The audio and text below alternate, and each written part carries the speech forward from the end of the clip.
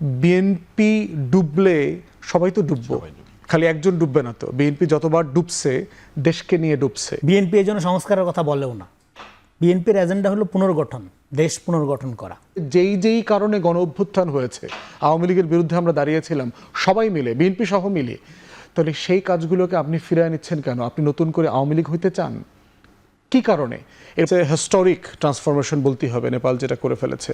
তারা সফল হবে কিনা, কারণ ইউজুয়ালি নেপালের সরকার খুবই অস্থিতিশীল হয়। গত 13-14 বছরে আমরা প্রায় 17টা সরকার দেখলাম, কেউই 2.5 বছর 2.5 বছরের বেশি থাকতে পারে না। বাট সোফার যেগুলো করছে সেগুলো দেখলাম নেপালে খুব পপুলার ডিসিশন। এখন রাষ্ট্র কতটুকু চালাতে পারবে সেলিব্রিটি জায়গা থেকে? আমরা ইউক্রেনে দেখেছি যে একজন কমেডিয়ানকে এনে জেলেনস্কি প্রেসিডেন্ট বানানো হয়েছে, এবং এটার সাথে সিআইয়ের ইনভলভমেন্ট। এই যে বিসিবির নিয়োগ, হ্যাঁ জঘন্য, এর আগামী গণঅভ্যুত্থানে শত্রু হয়ে গেলে বিসিবির নিয়োগ তামিম ইকবালকে ভাইসে আসছে। বুলবুল সবচেয়ে বড় খেলোয়াড়, বুলবুল সবচেয়ে গুরুত্বপূর্ণ লোক, তামিম ইকবালের অবদান কি? বাংলাদেশের ইতিহাসের এত বড় ওপেনার তো আসেই নেই আর কখনো। আমি রেগুলার ক্রিকেট ফলো করি। এইবার 3 জন এখানে বিএনপির নেতার ছেলে আসছে, তাই না? এই 3 জনকে ভাইসে আসছে।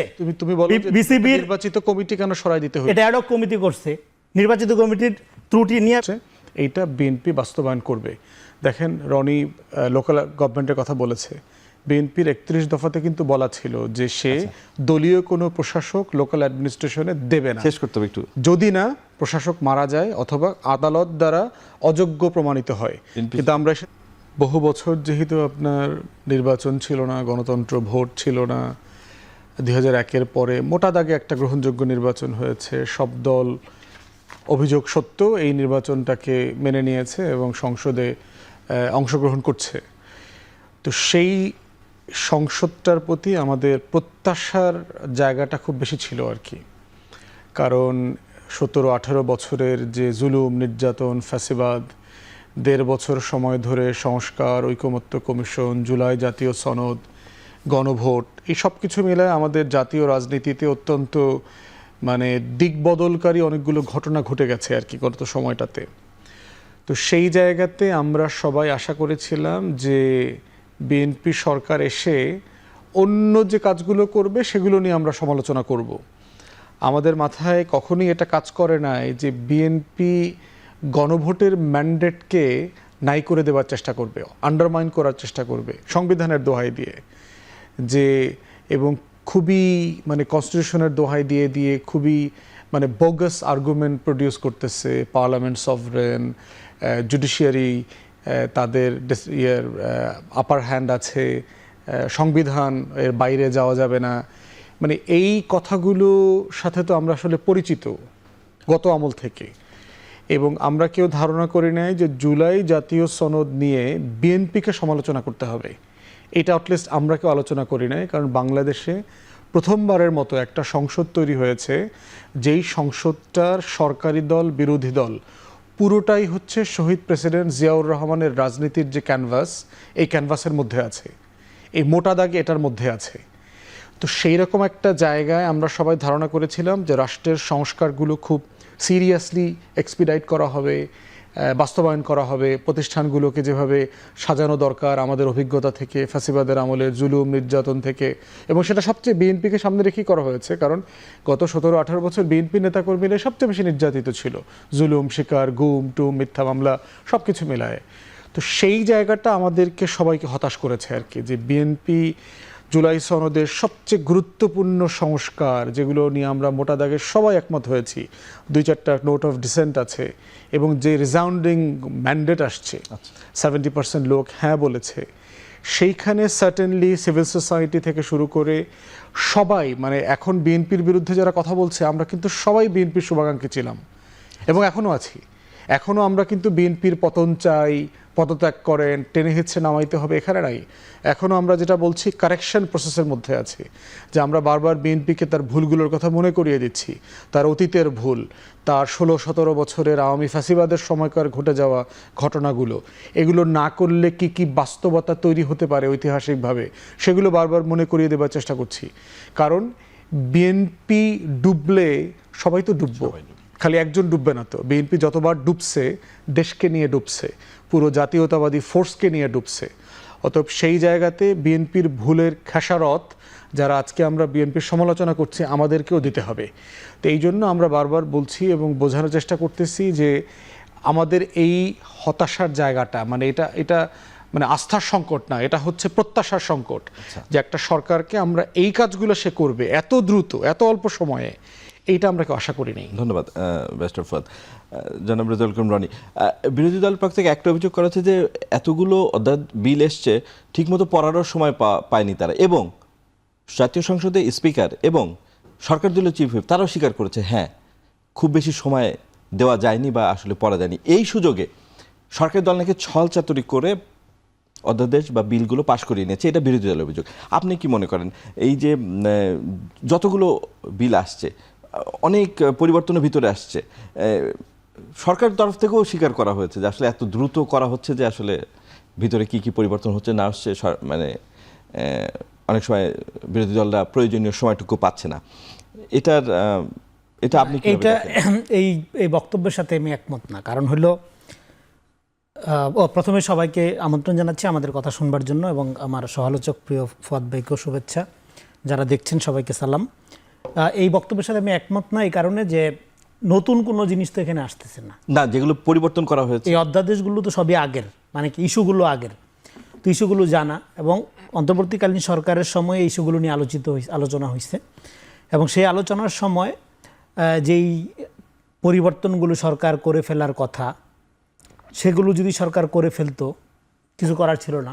প্রত্যেক সরকারের নির্বাহী ক্ষমতা থাকে, সেই ক্ষমতাটা জাস্টিফাইড হোক মানে লেজিট হোক, বৈধ হোক বা অবৈধ হোক, তথাকথিত অবৈধ হোক বা প্রকৃত অর্থে অবৈধ হোক, নির্বাহী ক্ষমতা থাকে, তো করা হয় নাই। তো ফলে এই ইস্যুগুলো তো জানাই ছিল। তো এইটা যথেষ্ট সময়, এটা আমার মনে হয় না যে সঠিক ব্যাখ্যা সরকারি দল, বিরোধী দল এবং যারা অবজার্ভ করছে তাদের দিক থেকে। কারণ নোন ইস্যু, হ্যাঁ সংস্কার দেখেন, বিএনপি জুলাই বিরোধী, বিএনপি গণঅভ্যুত্থানের বিরুদ্ধে, বিএনপি সংস্কার বিরোধী, বিএনপি মানে এগুলো তো ছোটবেলা থেকে শুনতেছি, অলমোস্ট সামথিং নতুন কিছু শুনতেছি। আচ্ছা, বিএনপি সমালোচনা করা যাবে না, এই কথা আমরা একবারও বলি না, অবশ্যই সমালোচনা করতে হবে, কিন্তু সমালোচনা করার আগে যেটা দরকার, সমালোচনা করার পরিবেশ তৈরি করা দরকার। বিরোধী দল সংস্কার বিষয়ে যে রাজনীতিটা এখন সামনে আনছে, এইটা বাংলাদেশে নতুন না।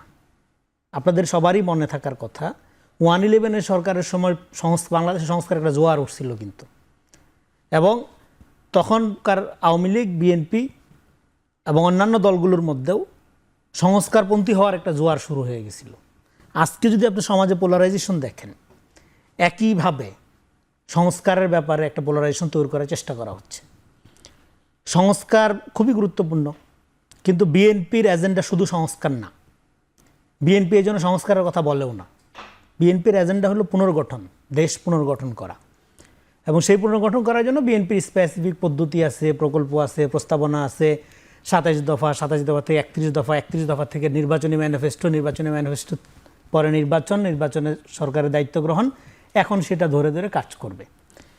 সেটা ধরে ধরে কাজ করতে গিয়ে সে যে অঙ্গীকারগুলো করছে, জুলাই সনদ, যেটার পক্ষে সে নিজেও হা ভোট চেয়েছে, এবং হা ভোটে খুব সিগনিফিক্যান্ট আপনার নাম্বার লোক হা ভোট দিয়েছে, সেটা বিরোধী দলও স্বীকার করছে, এবং বিএনপিও হা ভোটের ক্যাম্পেনিং করেছে। কোন হা ভোটের জন্য? এই জুলাই সনদের জন্যই তো।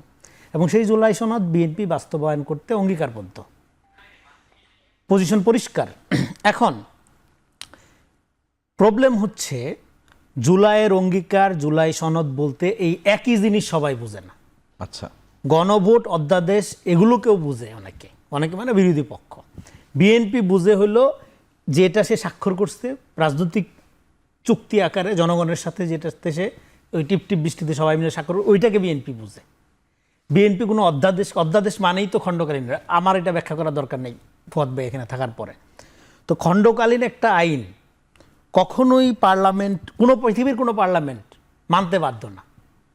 যদি খুব ভালো আইনও হয়, পার্লামেন্ট মানতে বাধ্য না, বাধ্য করা যাবে না, কিন্তু পার্লামেন্ট জনস্বার্থে নিজেই মানা উচিত। একটা হলো পার্লামেন্টের বাধ্যবাধকতা, এখতিয়ারের বিষয়, সেটা তো আমরা জানলাম। তো পার্লামেন্ট কি অ্যাক্ট করছে আপনি অবজার্ভ করে? হ্যাঁ, পার্লামেন্টে এই যে পুরা বিলগুলো আসছে, এই যে পুরো অধ্যাদেশগুলো আসছে, সবগুলো কিভাবে আসছে, পার্লামেন্টের নিয়মে কি?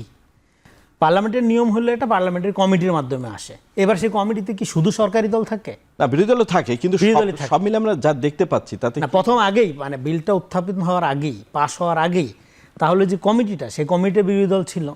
তাহলে বিরোধী দল থাকার পরেও সেই বিলগুলোর ব্যাপারে আপত্তি অনাপত্তি, এবং যেই 16টা বিল আজকে এই আপনার অধ্যাদেশ রহিতকরণ করা হলো, সেই রহিতকরণ করার স্পষ্ট কারণ হিসেবে সংসদীয় কমিটি, যে কমিটি সরকার বিরোধী দল যৌথভাবে গঠিত, সেই কমিটির বক্তব্য এবং বিরোধী দল যে বক্তব্যকে কেন্দ্র করে সংসদের বাইরে আলোচনা করছে, রাজনীতি করছে, তার মধ্যে আকাশ পাতাল তফাৎ। সেই প্রত্যেকটা তফাৎ ধৈর্য ধৈর্য বহু আমরা এতদিন আলাপ আলোচনা করছি, সে ব্যাখ্যা আমি দিতে পারবো না, সে ব্যাখ্যার প্রয়োজন নেই। এখন তাহলে যে রাজনীতিটা হচ্ছে, সেই রাজনীতিটাকে আমি মনে করি এখানে প্রপার বিরোধিতা হচ্ছে না, একটা পারসেপশন ক্রিয়েশনের পর্যায়ে আছে বিরোধী দল। আচ্ছা, আমরা বিএনপির ব্যাপারে বিরোধিতা করার যে রাজনীতিটা, বিরোধিতার জন্য বিরোধিতা করা হচ্ছে, বিরোধিতার জন্য বিরোধিতা করুক, সেটাও সমস্যা না, কিন্তু কি স্টেজে আছে সেটা আমি বোঝার চেষ্টা করছি। জাস্ট একটা পারসেপশন ক্রিয়েট করার চেষ্টা করা। ঠিক আছে, আপনার কাছে আবার আসি। অপেক্ষাকৃত পাওয়ার এক্সারসাইজের জায়গা কম এমন একটা বিল হচ্ছে জুলাই জাদুঘর, যেটা লাস্ট দিন আলোচনা হয়েছে এবং ওইখান থেকে ওয়ার্কআউট করেছে বিরোধী দল। এই যে পরিচালনা পর্ষদের প্রধান কে হবেন, তার নিয়োগের যে ব্যাপারটা, সেখানে সংসদীয় মন্ত্রী এবং প্রতিমন্ত্রী, এই পরিবর্তনটা আনা, এবং সরকার চাইলে সদস্যদের মানে নিয়োগ বাতিলও করতে পারে, এই ধরনের পরিবর্তনগুলো কি মানে কি সুবিধা দিবে বিএনপিকে, যে কারণে যেটা মানে এই ধরনের পরিবর্তনগুলো বিরোধী দলকে দূরে ঠেলে দিচ্ছে, এই ধরনের পরিবর্তন কি সুবিধা দেবে বিএনপি? পরিবর্তন হচ্ছে না কোনো, এটা তো কোনো পরিবর্তন না, এটা তো আইন এখনো না। হ্যাঁ, মানে বিলটা পাস হয়েছে, আইন পরিণত হবে রাষ্ট্রপতি স্বাক্ষর দিলে, কিন্তু আর ধারণা করা যায় যে রাষ্ট্রপতি স্বাক্ষর দেবেন যদি, কিন্তু আইন পরিবর্তনের জন্য বিরোধী দলকে আহ্বান করা হয়েছে। কিন্তু তাহলে এখানে আপত্তি ছিল, কিউরেটর কে হবে, কিউরেটর কে হবে, এটা নিয়ে তো বিতর্কটা। পরিচালনা পর্ষদের প্রধান যেখানে আগে উন্মুক্ত ছিল যে যে কেউ হতে পারেন, এখন উন্মুক্তই আছে। এটা এখানে তো প্রতিমন্ত্রী, সংস্কৃতি প্রতিমন্ত্রী আগে ওইভাবেই ছিল, আগে যেভাবে ছিল এটা রাখা হয়েছে। এখন নতুন করে কোনো আপনার এইটা তো শুধু জাতীয় জাদুঘর না, আপনার জুলাই জাদুঘর নেই অধ্যাদেশের, যেহেতু জুলাই জাদুঘর নেই। আমি বলছি আরো প্রতিষ্ঠানগুলোর ক্ষেত্রে এই অভিযোগ সরকারি দলের প্রতি আছে। সেক্ষেত্রে সরকারি দলের রেসপন্সটা কি? সরকারি দলের রেসপন্সটা হলো আপনার টোটাল বিষয়ের আইনি সংস্কার ছাড়া এটা আপনি হুট করে যখন আপনি দিবেন, এটা তো ডিসফাংশনাল হয়ে যাবে। সেখানে যদি একটা অটোক্রেসি তৈরি হয়, সরকার যদি আপনার সেখানে ভূমিকা রাখার সুযোগ না পায়, তাহলে তো আপনি কন্ট্রোল করতে পারবেন না। সরকারের নিয়ন্ত্রণ যেরকম লাগবে, সরকারের লোক না থাকলেই সরকারের নিয়ন্ত্রণের বাইরে চলে যাওয়ার ভয় থাকে। সরকারি নিয়ন্ত্রণ ছাড়া একটা প্রতিষ্ঠান যখন আপনি ছেড়ে দিবেন, সেই প্রতিষ্ঠানটা যখন রাষ্ট্র জনস্বার্থ বিরোধী অবস্থান নেবে, নিয়োগ তো রাষ্ট্রই দিচ্ছে, নিয়োগ তো সরকারই দিচ্ছে। তার সরকার যদি দেয়, তাহলে সরকার একটা নিয়ন্ত্রণের ব্যবস্থা তো থাকতে হবে, কোনো না কোনো ভাবে। স্বাধীনতা দেন আপনি, যেমন বিশ্ববিদ্যালয়গুলো স্বাধীন তো, হ্যাঁ, কিন্তু সরকারের নিয়ন্ত্রণ তো থাকে। বিশ্ববিদ্যালয় তো রাষ্ট্রবিরোধী কার্যক্রম উৎসাহিত যদি করে, এই ধরনের পরিবর্তনগুলোকে আপনি বলছেন যে মানে প্রয়োজন, যৌক্তিক, প্রয়োজনীয় না। এই পরিবর্তনগুলো যথেষ্ট ইনকোয়ারির দাবি রাখে, এই মুহূর্তেই করে ফেলার অবস্থায় নাই। আরেকটা হলো যে জুলাই জাতীয়ঘরের কিউরেটর আগে যিনি ছিল, এখনো তো তাকেই রাখা হয়েছে, তাকে তো সরানো হয় নাই। পরিবর্তন আসতে পারে, সেটা তো সরকারি সিদ্ধান্ত। হ্যাঁ, তাহলে পরিবর্তনের বিধানটা তো আগে ঠিক করতে হবে, তারপরে না পরিবর্তন। সে বিধান ঠিক করার ব্যাপারে আলাপ আলোচনার দরকার আছে। সরকারি দল থেকে বলছে এটা এখনই আপনারা যেভাবে চাচ্ছেন এভাবে না করে আমাদের এই প্রস্তাবনা আছে, আপনাদের এই প্রস্তাবনার মধ্যে একটা জায়গায় আমাদের আসতে হবে। না এসে আপনারা যেভাবে বলছেন যে টোটাল গভর্নমেন্ট সমস্ত বডি কাট আপ করে দিয়ে এটাকে এইভাবে কোনো প্রতিষ্ঠান চলে না, চলতে পারে না, এটা একটা ক্যাওয়াটিক কন্ডিশন তৈরি করবে। সো এই জিনিসগুলো নিয়ে আরও আলাপ আলোচনা দরকার। দুইটার একটা ব্যালেন্স হওয়া দরকার, সরকার ইনভলভমেন্ট এবং প্রতিষ্ঠানের স্বায়ত্তশাসন, দুইটার একটা সমন্বয়ের মধ্য দিয়ে প্রতিষ্ঠানগুলোকে একটা হেলদি এনভায়রনমেন্টে নিয়ে আসতে হবে। ধন্যবাদ রেজাউল করিম রানী। ব্যারিস্টার ফুয়াদ, একই সাথে ব্যাংক রেজুলেশন বিল একটা পাস হয়েছে, যেটায় একীভূত 5 ব্যাংক তাদের সুযোগ আছে তাদের স্ব মালিকানায় ফেরত যাওয়ার, যে কাজটা অন্তর্বর্তী সরকার করেছিল। গভর্নর অনেক বেগও পেতে হয়েছে এই কাজটি করতে। বিষয়টিকে আপনি কিভাবে দেখেন? এরকম একটা বিল দেখেন, এটা মানে কমন ফ্রেম। এই যে 16টা অধ্যাদেশ যে বিল আকারে প্রেজেন্ট করে পাশ করলো না, রাটিফাই করলো না আপনার, এবং যেগুলো করলো আবার সংশোধনী দিয়ে করলো, দেখেন যেটা নিয়ে আপনি প্রশ্ন করেছেন অনেকে, এইটা নিয়ে কিন্তু কমিটিতে ক্রস পার্টি একমত হয়েছে যে এটা অধ্যাদেশটা ইন্টারিম যেভাবে দিয়েছে আমরা এইভাবেই সবাই এটা পাশ করব। সরকার কিন্তু একমত হয়ে যাওয়ার পরে বিলটা প্রস্তাব করবার পরেই বিলের সংশোধনীর জন্য সরকারি দলের এমপি আবার সংশোধনী প্রস্তাব করেছে। সাধারণত সরকারি দল বিল প্রস্তাব করবার পরে এটা সংশোধনী থাকলে কমিটি স্টেজ এটা রিজলভ হয়ে আসে সরকারি দলের পক্ষ থেকে। সরকারি দলের সদস্যকে দিয়ে লাস্ট মোমেন্টে এই কাজটা করানো, এটাকে কিন্তু বিরোধী দলের সংসদ সদস্যরা বলেছেন যে ব্রিচ অফ ট্রাস্ট, যে আমরা কমিটি মিটিংয়ে তো একমত হয়েছি যে এটা এইভাবেই যাবে। তারপরে প্রশ্ন হচ্ছে যে এই যে প্রত্যেকটা প্রতিষ্ঠানকে আমরা দেখেছি যে একটা মানে এক্সটেন্ট অফ স্বাধীনতা দেওয়ার যে জায়গা, দেখেন মানবাধিকার কমিশন, দুদক, পিএসসি, নির্বাচন কমিশন, প্রত্যেকটার কাঠামো নিয়ে কিন্তু আমরা ডিটেল আলোচনা করেছি। বিএনপি এগুলোতে একমত হয়নি। একমত না হওয়ার যে কুফল, এই কুফল কিন্তু সবচেয়ে বেশি পেতে হয়েছে বিএনপিকে। দুদক দ্বারা সবচেয়ে বেশি নির্যাতিত হেনস্থার শিকার কে হয়েছে? বিএনপি হয়েছে। নির্বাচন কমিশন দ্বারা সবচেয়ে বেশি ক্ষতিগ্রস্ত কে হয়েছে? বিএনপি হয়েছে। মানবাধিকার কমিশন না থাকার কারণে সবচেয়ে বেশি ক্ষতিগ্রস্ত বিএনপি হয়েছে, ভবিষ্যতে তাই হবে। একইভাবে দেখেন এই যে ব্যাংকিং রেগুলেশনের কথা যেটা রেফার করলেন, এই যে ইচ্ছামতো পরিবারের সদস্যদেরকে ডাইরেক্টর বানানো 3 বছর, 6 বছর, 12 বছর, তারপর একাধিক ব্যাংকের মালিকানা নিয়ে এসালম যে সিন্ডিকেটটা তৈরি করেছে, যে এই যে গ্যাংস্টার মানে ক্রিপ্টোক্রেটিক রেজিম তৈরি করেছিল, এইটাকে আন্ডু করবার জন্যই তো এই প্রস্তাবনাগুলো, যে আমাদের অর্থনৈতিক খাত, দেশের প্রায় 40টা ব্যাংক রেড জোনে চলে গেছে হাসিনা যখন পালাইছে। অতএব সেই রকম একটা জায়গায় এই সংস্কারগুলো ছিল ইউনিভার্সালি অ্যাকসেপ্টেবল সংস্কার এবং ওয়াইড রেঞ্জ অফ কনসালটেশন করা হয়েছে এক্সপার্টদের সাথে। তখনও কিন্তু ব্যাংকের রেগুলেশন নিয়ে কিন্তু নোট অফ ডিসেন্ট নাই। তাহলে প্রশ্ন হচ্ছে আপনি এখানে হাত দিলেন কেন? জুলাই জাদুঘরের আলোচনা, এই প্রস্তাবনা তো ছিল এতদিন ধরে, কই আপনি কিন্তু নোট অফ ডিসেন্টও দেন নাই এখানে। তাহলে এখানে হাত দিলেন কেন? আপনি পাশ করতেন, তারপরে প্রয়োজনে আপনি আবার প্রস্তাবনা দিতেন যে কাঠামোগত সমস্যার কারণ এটা পরিচালনা করতে এই সমস্যা হচ্ছে, আমরা একটা সংশোধনী প্রস্তাব করছি। 3 মাস পরে একটা সংশোধনী দিতেন। কি সমস্যা হচ্ছে বর্তমান ক্রাইটেরিয়াতে চলতে? ইভেন দেখেন আপনার পত্রিকায় দেখলাম মোস্তফা সরোয়ার ফারুকীকে এখনও সভাপতি রাখা হয়েছে। অস্ট্রেলিয়ান ডেলিগেশন আসে, তাদের সাথে দেখা করতে দেওয়া হয়নি মোস্তফা সরোয়ার ফারুকীকে। ওয়াই? আপনার ওখানে টিম ভিজিট করতে পারছে না, এটার কাজ হল্ট করে রেখেছে। এটা যে গতিতে চলছিল, এটা একটা উদ্বোধন টাইম আছে, তো এটাকে আপনি পাবলিকের জন্য তো ওপেন করে দেবেন, সেটা করবার চেষ্টা করা হচ্ছে না। তাহলে প্রশ্ন হচ্ছে যে আসলে যেই কারণে গণ অভ্যুত্থান হয়েছে, আওয়ামী লীগের বিরুদ্ধে আমরা দাঁড়িয়েছিলাম সবাই মিলে, বিএনপি সহ মিলে, তাহলে সেই কাজগুলোকে আপনি ফিরিয়ে নিচ্ছেন কেন? আপনি নতুন করে আওয়ামী লীগ হইতে চান? কি কারণে?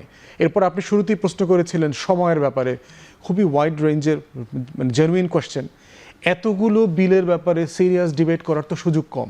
তাই আমরা প্রস্তাব করেছিলাম একটা ম্যাসিভ সংশোধনী বিল আনেন, পুরোটা 133টা মিলে এটা পাশ করে ফেলেন, যা আছে জুলাই সনদে পুরোটা পাশ করেন। পাশ করার পরে এরপরে আপনার তো সময়ের মানে লিমিটেশন আছে, 30 দিনের ভিতরে সব করতে হবে। সরকার সংসদ ডেকেছে, সেটাও তো অনেক লেটে ডেকেছে। তাহলে সেই জায়গাতে আপনার এই বাস্তবতাটা সবার জন্য গ্রহণযোগ্য হতো, যা আছে যেভাবে আছে পাশ করে ফেলেন। এরপরে সংশোধনী, সরকারের তো ব্রুট মেজরিটি আছে, আপনি এই এপ্রিলে না চাইলেও আপনি মে মাসে তো এটা পাশ করে ফেলতে পারতেন, জুলাইতে পারতেন। আপনার তো অবারিত সুযোগ ছিল। এই যে গায়ে পাড়া দিয়ে পানি ঘোলা করে নিজেকে আনপপুলার করবার চেষ্টা করছে দিনে রাতে বিএনপির, এবং বিএনপি এই কাজগুলো নতুন করছে না, এই কাজগুলো ঐতিহাসিকভাবে সে বারবার করেছে। আমাদের ছোট ভাই আছে সরোয়ার তুষার, ও একটা বিখ্যাত কথা বলছে, ভাল লাগছে, যে বিএনপি হইল ব্যর্থ আওয়ামী লীগ, আওয়ামী লীগ হইল সফল বিএনপি। মানে বিএনপি দুষ্টামি করতে চায় কিন্তু শেষ পর্যন্ত সে করে উঠতে পারে না, সে তালগোল পাকায়া টাকায়া আপনার ওই পানি ঘোলা টোলা কইরা টইরা এরপরে বেকুবের মতো তার ক্ষমতা ছাড়া লাগে। আওয়ামী লীগ হইল সেই বিএনপি যা করতে বিএনপি চাইছিল এইটা সে সফলভাবে করে। সে নির্বাচন ধ্বংস করে হইল, গণতন্ত্র ধ্বংস করে হইল, রাতের ভোট করে হইল, ফেসিবাদ তৈরি করে হইল। তাহলে এখন আমরা দেখতে পাচ্ছি যে বিএনপি নিজ দায়িত্বে আওয়ামী লীগ হবার একটা চেষ্টা করছে, এবং আমরা ইতিহাস থেকে দেখেছি এটা সে করতে পারবে না, বরং সে ডুববে, আমাদের সবাইকে নিয়ে ডুববে। এখানে আওয়ামী লীগ এবং দিল্লির আধিপত্যবাদ সে আবার কায়েম করবে। সে যে এখন কিছু ইলিউশনের মধ্যে আছে, ইলিউশনের একটা বড় জায়গা কি, তার সামনে কোনো সিরিয়াস অপোজিশন নাই, যে এন্টি ইনকামবেন্সি বিএনপিকে হারায় কেউ ক্ষমতায় চলে যাবে সেরকম কোনো সে ফোর্স দেখতে পাচ্ছে না। দ্বিতীয়ত হচ্ছে, যেটা রনিও বিভিন্ন মিটিংয়ে বলে, সেটা হচ্ছে যে আওয়ামী লীগ সাপেক্ষেই যেহেতু বিএনপি জামাতের একটা চিন্তার ঐক্যের জায়গা আছে, ওই সংশোধনী বিল কিন্তু 2 দল মিলে একসাথে পাশ করে ফেলছে, আওয়ামী লীগ মানে কার্যক্রম নিষিদ্ধ থাকার যে অধ্যাদেশ, এই প্রশ্নের কারণে, এই টেনশনের কারণে জামাত ও বিএনপিকে খুব বেশি প্যারা দিবে না, প্রেসারে রাখবে, কিন্তু টাইনা হিসরা তারে ক্ষমতায় আনবে, কারণ তার বিকল্পটা সে জানে, এটার বিকল্প হচ্ছে আওয়ামী লীগ। অতএব সেই জায়গাতেও বিএনপি একটা কমফোর্ট জোনে আছে যে আমাকে এখন ঠেলা ধাক্কা দিয়ে কে করতে পারবে। কাল হচ্ছে, এইটাই তার জন্য হচ্ছে পরমতম কাল হয়ে দাঁড়াবে। কারণ জুলাইয়ের জেনারেশন তারা পলিটিক্যাল পার্টি করে না, কিন্তু এটা কিন্তু নিজস্ব একটা পার্টি ইটসেলফ। ব্যারিস্টার ফুয়াদ, আমরা শেষবার যখন আপনার সাথে কথা বলি তখন আমরা জুলাই যোদ্ধাদের একটা বিশাল অংশের মানে বিরাগভাজন হওয়ার কথা বলছিলেন বিএনপির তরফ থেকে। এই প্রসঙ্গে একটা তথ্য দেই, সেটা হচ্ছে যে আজকেই এসছে গণমাধ্যমে যে নেপালে শ্রমমন্ত্রী তাকে বরখাস্ত করা হয়েছে তার স্ত্রীকে স্বাস্থ্য বিমা বোর্ডে নিয়োগ দেওয়ার জন্য। খুব বেশি দূরের দেশ না, আবার সুশাসন এবং অর্থনৈতিক অবস্থা বিবেচনা করলে আমাদের কাছাকাছি অবস্থান আছে, আর ভৌগোলিক অবস্থান তো আছেই। নেপালে অনেক কিছু সম্ভব হচ্ছে, আমাদের দেশে কেন হচ্ছে না? আপনি নেপোটিজমের কথাও মানে বলছিলেন, আবার এই প্রসঙ্গে ক্রিকেট বোর্ডের ইস্যু আছে, তো আসলে কি ইঙ্গিত দিচ্ছে? এটা তো খুবই দুঃখজনক আর কি, এবং এটা মানে আমরা পাচ্ছি না কেন? আমরাও তো জেনজিরা আমাদের একটা অভ্যুত্থানে এনে দিল, কারেক্ট, পলিটিক্যাল পার্টিরাও ছিল। যেটা হচ্ছে যে নেপালে পার্টির যিনি প্রধান হয়েছেন তো কাঠমান্ডুর মেয়র ছিলেন, উনি সেলিব্রিটি ছিলেন সেখানে। এবং শুধু তাই না, আমি নেপালের ক্যাবিনেটের টিম দেখছিলাম, অলমোস্ট সবাই বিদেশে পড়াশোনা করা এবং বয়সে ভেরি ইয়াং প্রফেশনাল, এবং কারোই বস্তি থেকে চাঁদাবাজ হয়ে এমপি হওয়ার এই রুটে তা কেউ আসে নাই। সবাই লেখাপড়া দেশে বিদেশে করে প্রফেশনাল জায়গা থেকে পলিটিক্সে আসছে। তো সেই জায়গাটাতে এসে হিস্টোরিক ট্রান্সফরমেশন বলতেই হবে নেপাল যেটা করে ফেলেছে। তারা সফল হবে কিনা, কারণ ইউজুয়ালি নেপালের সরকার খুবই অস্থিতিশীল হয়। গত 13-14 বছরে আমরা প্রায় 17টা সরকার দেখলাম, কেউই 2.5 বছর 2.5 বছরের বেশি থাকতে পারে না। বাট সোফার যেগুলো করছে সেগুলো দেখলাম নেপালে খুব পপুলার ডিসিশন। এখন রাষ্ট্র কতটুকু চালাতে পারবে সেলিব্রিটি জায়গা থেকে, আমরা ইউক্রেনে দেখেছি যে একজন কমেডিয়ানকে এনে জেলেনস্কি প্রেসিডেন্ট বানানো হয়েছে, এবং এটার সাথে সিআইয়ের ইনভলভমেন্টও ছিল, পরে আমরা জানতে পেরেছি, কিন্তু গভর্নেন্সে কিন্তু সে সফল হয়নি। তো এই জন্য হচ্ছে যে এটা এখনও ইয়েট টু সি, মানে সে আসলে গভর্নেন্সে কতটুকু সফল হবে। বাংলাদেশ ক্রিকেট বোর্ডে যেটা বিএনপি করেছে এটা মানে খুবই দুঃখজনক এবং লজ্জাজনক অনেকগুলো কারণে। বুলবুল ভাই আমাদের ক্রিকেট হিস্ট্রিতে সবচেয়ে সম্মানিত ক্রিকেটার, যাদেরকে ভদ্র সম্মানিত এবং কোনো বদনাম নাই এমন ক্রিকেটারদের একজন, যিনি অস্ট্রেলিয়া থেকে ওখানে কিন্তু সে আইসিসিতে বড় জবে ছিলেন, সেটা ছেড়ে বিনা পয়সায় বাংলাদেশে গতর খাটতে আসছেন। সে কিন্তু কোনো বেতন নেয় না, বিনা পয়সায় কাজ করতেছে। সেরকম একটা মানুষকে আপনার কেন এই রাতের বেলা চট দখলের মতো করে বিসিবি দখল করতে হবে? কাকে দিয়ে দখল করলেন? যাদেরকে দিচ্ছেন এই মানুষগুলো সবাই খারাপ লোক তাও কিন্তু না, কিন্তু প্রত্যেককে জাতীয়ভাবে এখন ভিলেন বানায় দিলেন। এই প্রত্যেকটা মানুষ কিন্তু কোনো না কোনো ফর্মে কিন্তু একটা প্রফেশনাল ইন্টিগ্রিটি জায়গা ছিল, কিন্তু এই প্রত্যেকটা লোককে নেপোকিস্টদের মতো এখন আমাদেরকে ক্রিমিনাল গ্যাংস্টার বানায় দিলেন, যে একটা বিএনপি ফ্যামিলি গ্যাংস্টার ওখানে নিয়ে বসায় দিচ্ছে, এবং তাদেরকে সবাইকে আগামী দিনের গণ অভ্যুত্থানের শত্রু বানায় দিচ্ছেন, যেটা কোনোভাবে কাম্য ছিল না, প্রয়োজন ছিল না। ধন্যবাদ বেস্টফুড, আমরা পয়েন্টটা ধরতে পেরেছি। রেজাল্ট করুন, আপনার কিছু কাউন্টার দেওয়ার ছিল যদি? না, আমি ফুয়াদের কথা বলবো যে মনে হয় কালকে আরেকটা গণ অভ্যুত্থান আসতেছে, ধন্যবাদ, আসুক, আমরা দেখি। এবং বাংলাদেশের অভিশাপ হলো নিরপেক্ষতা। আমরা নিরপেক্ষতা 111 সরকারে দেখছি, 18 মাসে দেখছি। আমার তো নিরপেক্ষতার নামে একটা গুপ্ত সংগঠনকে বা আমার নিজের পছন্দের সংগঠনকে ফ্যাসিলিটেট করা দরকার নেই। আমার যেটা দরকার, সমস্ত জায়গায় দলীয় লোক বসায় ফেলেন। এটা পৃথিবীর কোন দেশে নির্বাচিত সরকার নির্বাচনের পরে বিরোধী দল থেকে লোকজন আইনে এনে বিভিন্ন গুরুত্বপূর্ণ পদে বসায়? একটা জায়গা দেখান তো। এখন এখানে বাংলাদেশে এটা অদ্ভুত, আমি প্রত্যেকটা জায়গা ধরে ধরে কাউন্টার দিতে পারি ফলকে, সেটা দেওয়ার বিরোধী দলের দেওয়া শেষ করি, সেইটা দেওয়ার কোনো দরকার এবং প্রয়োজন নেই। কারণ হলো এখানে যে রাজনীতিটা চলতেছে সেটা শুধু পারসেপশন ক্রিয়েশনের রাজনীতি। বিএনপির বিরোধিতার ধারে কাছে নাই বিরোধী দল, তারা এখনো পারসেপশন নির্মাণের জায়গায় আছে। এই যে একটা উদাহরণ দিল সারওয়ার তুষার যখন কথা বললে এসেনশিয়ালি মিথ্যা কথা বলে, একটা কাঁচা উদাহরণ দিই, সেটা হলো 2 দিন ধরে সারওয়ার নিয়ে এখন কথা বলি না, আপনি উদাহরণ দিয়েছেন যে জন্য আমি আনতেছি। ওই স্টেটমেন্ট নিয়ে তুমি কথা বলো, ওইটা ধরেই বলতেছি, ওইটাকে নিয়ে কথা বলো, ওইটা ধরে বলতে সে ডিফেন্ড করতে পারবে না। না, আমি ওইটা ধরে না ডিফেন্ড করব না, রেকর্ড আছে, অন রেকর্ড। সেটা হলো স্থানীয় সরকার নির্বাচন অধ্যাদেশ নিয়ে 2টা শোতে একই আর্গুমেন্ট আমরা করলাম ধরে ধরে, 2টা শোতে সে কাঁচা মিশা কথা বললো। কি সেটা ছিল পয়েন্টটা, যে বিএনপি এই আইনটা এমনভাবে করছে যাতে করে সে যাকে খুশি যখন খুশি দলীয় সিদ্ধান্তে বরখাস্ত দিয়ে দিতে পারে। পরে দেখা গেল আইনটা হইল কি, স্থানীয় সরকার নির্বাচনে দলীয় প্রতীকই থাকবে না। এখন পয়েন্টে আসেন, যেই নির্বাচনে দলীয় প্রতীক থাকবে না, মানে দলীয় লোকই থাকবে না, সেখানে দল কিভাবে যাকে খুশি তাকে বহিষ্কার করে দিতে পারে দলের লোক হিসাবে?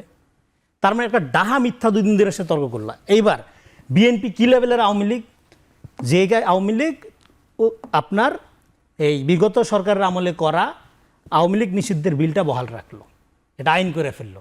বিএনপি আওয়ামী লীগ এমন আওয়ামী লীগ হয়েছে যে আওয়ামী লীগ নিষিদ্ধই করে দিল। ফলে এই যে র্যাটোরিক্সের মধ্য দিয়ে রাজনীতি করা এবং ডিফেম করা, একটা দলকে ডিফেম করা যখন যার পলিটিক্সের মধ্যে হবে তার কোনো বড় পলিটিক্স নাই। ফলে এর মধ্যে দিয়ে রাজনীতি হবে না। আপনাকে রিয়েলি কর্মসূচিতে যাইতে হবে। বিএনপির বিরোধিতা করেন, কি দিয়ে করতে হবে আপনার?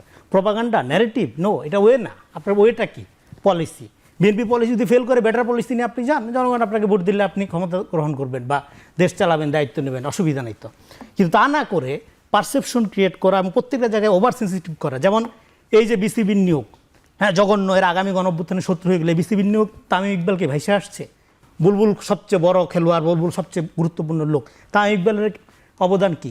বাংলাদেশের ইতিহাসের এত বড় ওপেনার তো আসেই নেই আর কখনো। আমি রেগুলার ক্রিকেট ফলো করি। এইবার 3 জন এখানে বিএনপির নেতার ছেলে আসছে, তাই না? এই 3 জনকে ভাইসে আসছে। তুমি বলো বিসিবির নির্বাচিত কমিটি কেন সরাই দিতে হবে? এটা অ্যাডহক কমিটি করছে।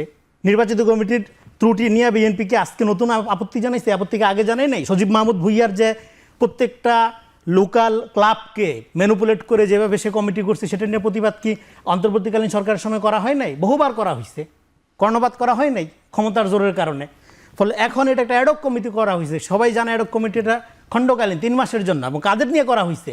বিসিবির নিয়ম হইল, ইভেন আওয়ামী লীগের আমলেও বিসিবিতে এমন কোনো লোক কি কমিটিতে ঢুকতে পারছে যাদের ক্লাব সংশ্লিষ্টতা নাই, খেলার সাথে সম্পর্ক নাই, ক্লাবের মধ্যে ওনারশিপ নাই? এই যে এখানে 11 জনের কমিটির মধ্যে 3 জন বিএনপি নেতার ছেলে আছে, খুবই অন্যায় অপরাধ করে ফেলছে। এবং এই 3 জনের আপনি ট্র্যাক রেকর্ড দেখেন, প্রত্যেকেই ক্লাবিংয়ের সাথে জড়িত, প্রত্যেকের ক্রিকেট ক্লাবের সাথে সংশ্লিষ্টতা আছে, শুধু সংশ্লিষ্ট ক্যারিয়ার আছে লম্বা। আমি পার্সোনালি চিনি কয়েকজনকে, 2 জনকে আমি পার্সোনালি চিনি। তো পরে আরেক চেক করে প্রত্যেকেরই যে ক্রাইটেরিয়া বিসিবি, স্বার্থের দ্বন্দ্ব যেন তৈরি না হয়, সে কারণে তো দূরে থাকলে অসুবিধা কি ছিল? যদি এটা তো অ্যাডহক কমিটি ভাই, আপনার নির্বাচন হবে, নির্বাচন হলে যাকে এদের সুযোগ আছে নির্বাচন করার, নির্বাচন করে অ্যাডহক কমিটি, এটা 3 মাসের কমিটি, তারপরে নির্বাচন হবে। নির্বাচন করার জন্য বিসিবির ক্রাইটেরিয়া অনুযায়ী, বিসিবির সংবিধান অনুযায়ী যার সুযোগ আছে, আপনার যদি থাকে আপনি নির্বাচন করতে পারবেন, কোনো সমস্যা নেই। তো নির্বাচন তো হবে। ফলে এইটাকেই বিসিবি দখলের একটা চূড়ান্ত প্লট। বিএনপি আজকেই কিম জং উন হয়ে গেছে, এটা মনে করার কোনো। আরেকটা রেসপন্স করি, এই যে ব্যাংক, বিগত সরকারের আমলে পৃথিবীর সবচেয়ে বড় আপনার অর্থনীতিবিদ হিসেবে যাকে মনে করা হয় এম মনসুর আহমেদ, এই যে উনি যে ব্যাংকগুলো একভূত করার কথা বলার মধ্যে উনি যে ক্ষতিটা করে দিচ্ছে বাংলাদেশে ব্যাংকিং সেক্টরে যারা চাকরি করে, উনি একজন গভর্নর যখন বলে যে অমুক ব্যাংকগুলো দুর্বল, সেই ব্যাংকগুলোর প্রতি মানুষের রাস্তা থাকে, সবাই টাকা তুলে নিয়ে গেছে। সেই ব্যাংক পরে কিন্তু উনি ঠিকই টাকা বরাদ্দ করছে, কিন্তু ততক্ষণে রুগী মইরা ফিট, ধন্যবাদ, সুবিধা করা যায় না। ফলে উনি যে ক্ষতিটা করে গেছিল, সেই ক্ষতিটা এখন যারা দায়িত্ব আছে তাদেরকে তো পূরণ করতে হবে। রেজাউল করিম রনি, আপনি বক্তব্য রাখছেন, আপনার শেষ যেটি করতে চাচ্ছিলেন সেটা দিয়ে। এটা পুনর্গঠন লাগবে। পুনর্গঠন প্রক্রিয়ার ক্ষেত্রে এই পারসেপশন বেসড রাজনীতি করলে হবে না। একটা কথা শুধু জাস্ট পয়েন্ট এখানে বলি, দেখেন, ধরেন এই যে পপুলার রেটরিক্স ছাড়া হয়, ছেড়ে জনগণকে বিভ্রান্ত করা হয়, কিন্তু আপনার সাংগঠনিক রাজনীতি কোথায়? বিএনপি আওয়ামী লীগ হয়ে যাবে। বিএনপি এবং আওয়ামী লীগ দুইটা বিএনপি যদি আওয়ামী লীগ হইতে পারতো, তাইলে আওয়ামী লীগকে সে ক্ষমতা থেকেও নামাইতে পারতো। এটা সাধারণ কাণ্ডজ্ঞানে বোঝা যায়। বিএনপির রাজনীতির একটা লিবারাল ডেমোক্রেটিক পার্টি, আর আওয়ামী লীগ হলো একটা cult base fascist political party.